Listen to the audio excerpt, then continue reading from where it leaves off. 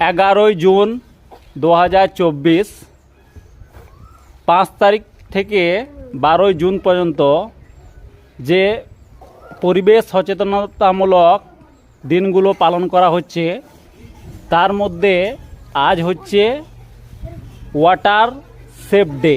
কীভাবে আমরা জলকে সংরক্ষণ করব, অপচয়ের হাত থেকে জলকে বাঁচাবো। তো আমরা স্কুলে এই ছাত্ররা খাওয়ার পর হাত ধোয়া যে জল, সেই জল দিয়ে এই জলটাকে নষ্ট না করে এই জলটাকে গাছে দেবে। সব ছাত্ররা তোমরা জল দাও, গাছে দাও।